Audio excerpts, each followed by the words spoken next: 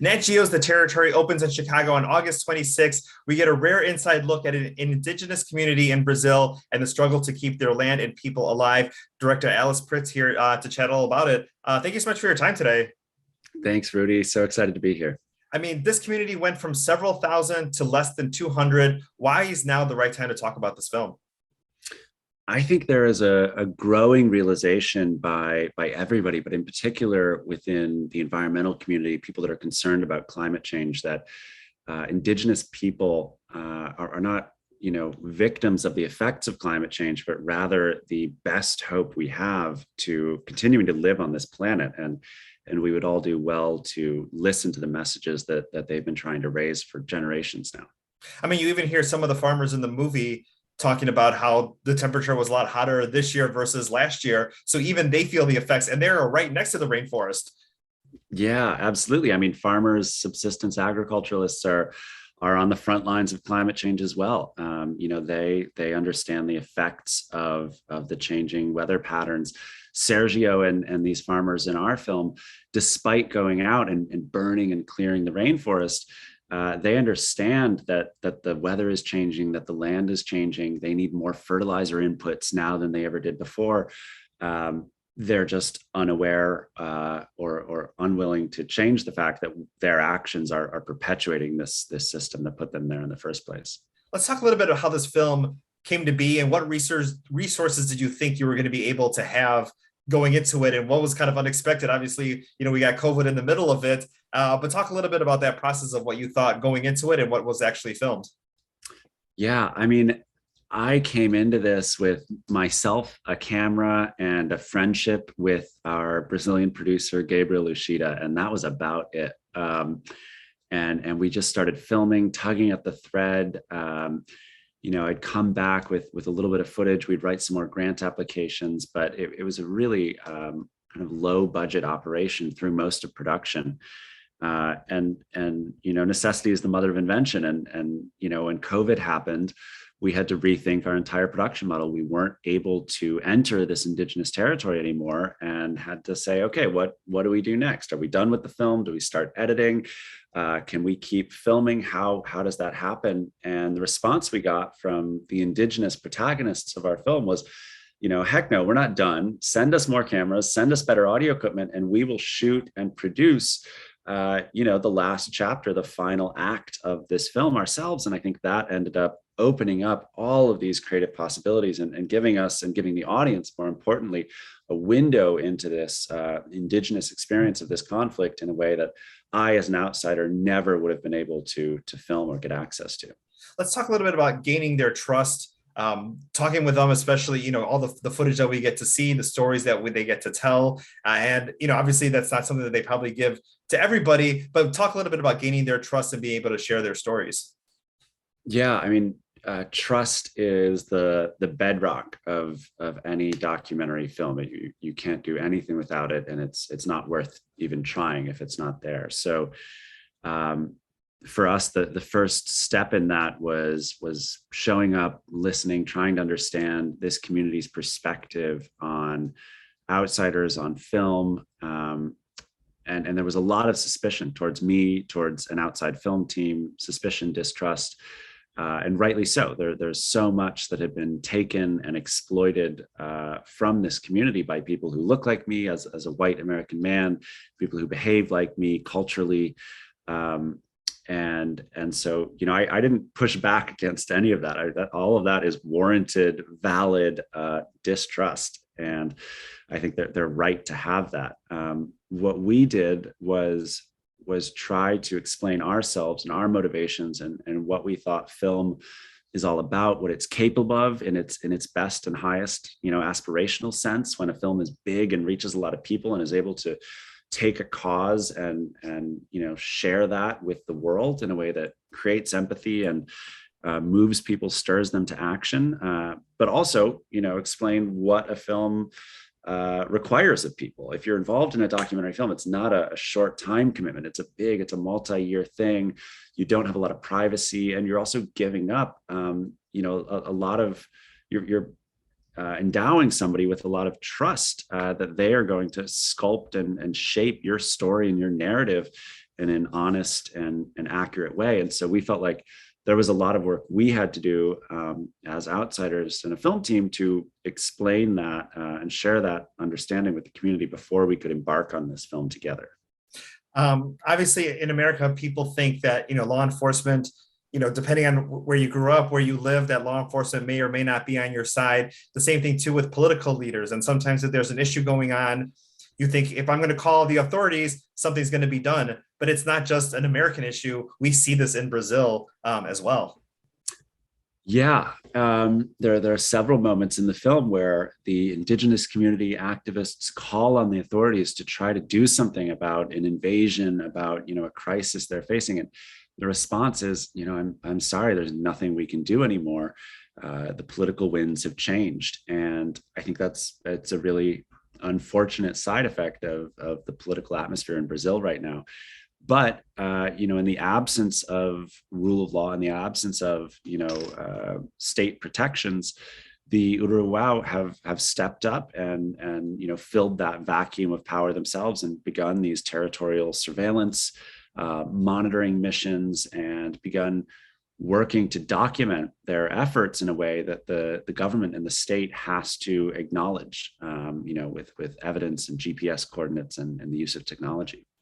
Let's talk a little bit about the history of them. And, obviously, several thousand at a certain time, and people could share stories and keep documents. But how has, with the shrinking population and, a little under 200 people right now, how are they kind of keeping records of everything to be able to keep their memories and their stories and their struggles and their history alive? Yeah, so the Uruguay is, traditionally an oral storytelling culture. And so stories are passed down from generation to generation. And we see that in the beginning of the film, Bitate's grandfather telling him about his experience of those moments of first contact with the Brazilian state in 1981 and everything that came afterwards, the disease and the violence and the environmental destruction. Bitate and this next younger generation, Bitate is 18 years old when we begin following him in the film, really embrace technology as a way of preserving their culture and documenting themselves and their heritage. And we're really excited about that. Part of our impact campaign with the film is helping to support the construction of a multimedia and cultural center within the Uruguay territory, so that they can continue telling their own stories, continue to preserve their culture for next generations. Let's talk a little bit about the farmers. You see them, you hear a little bit of their stories and them paving the roads and doing that, and they feel that this land is owed to them. And obviously, people have certain thoughts going into it, but they also hear what the government is telling them. Talk a little bit about maybe feeling one way, want to tell a story, but also hearing the other side as well.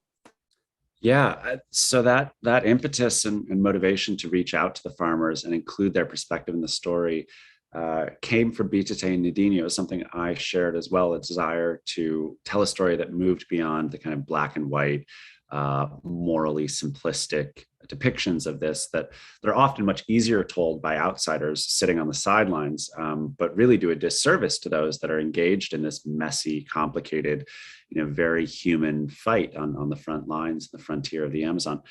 And Bitate and Nadinho said, look, we're not the source of this violence or this conflict. If you want to understand the people that are causing this conflict, go speak to the people that are lighting fire to the rainforest. Don't talk to us. Like, you don't need to investigate our psychological makeup that much. Like, everybody's already done that. Go talk to these people and try to figure out where it's coming from. And so we did. We reached out to them, and they were guarded and suspicious, but also, I think, relished the opportunity to get their point of view out there because they see themselves as the heroes of this story. They see themselves as both victims and heroes in a sense. They're the ones going out and creating something out of nothing, turning wilderness into private property. And, they believe that they should be celebrated for doing such. People are going to see this movie, especially in the Chicagoland area on August 26th. Share the link, maybe share the trailer, maybe invite their friends to come by. And yes, we want as many people to see this movie as possible, but people are going to want to help. People are going to want to do something afterwards. What can people do and how are their efforts, best utilized? So we have a website called the Territory Impact Filmmaking.com, where people can go, and there's a lot of resources about campaigns that exist to help Indigenous communities, to help the Amazon rainforest, also direct links for where people can donate to help support these territorial surveillance operations that the Uruwa are engaged in. Lots of different ways that people can get involved. No action goes unappreciated, I think. It's a fight that affects all of us, everybody who's here on planet Earth. So we hope you'll get engaged. You also see that they have very few supporters, and there's a couple of people who put their life on the line and their families on the line to be able to support them and to not only help the people but also help the rainforest. And talk a little bit about maybe only having a few voices to help that community. Yeah, I mean, the Uruguay are in the state of Rondônia in Brazil, which is a state that had about 78% of the population vote for Bolsonaro in the last election. It's gone up since then, and in the low 80% in the current election. So this is the heartbed of agribusiness and anti-environmental thought in the Brazilian conservative rural frontier. And here's this, proud 60-year-old activist, Nadinha Bandeira, working together with an 18-year-old Indigenous leader. And the two of them are just fearlessly shouting it from the rooftops that this is an important ecosystem. These are important lives at stake, and we need to protect this. I don't want to give too much away, but there's also a point where there's a scary moment for her and her family that is showcased, which obviously happens all the time. And you never know if, something like that is going to stop somebody from helping out and saying, this is too much for me, or they're not going to get deterred. And, luckily, things go a certain way for her and her family, but just seeing that the threats against the people that are trying to help, definitely are still alive in 2022. Absolutely. I mean, the people that are doing this work, and especially the ones that are doing it vocally and publicly, like Nadinha, these activists, are under constant threat. I mean, when she was a little bit younger, her kids had to have armed escorts going to and from school. She's under constant surveillance by various different entities, death threats every week.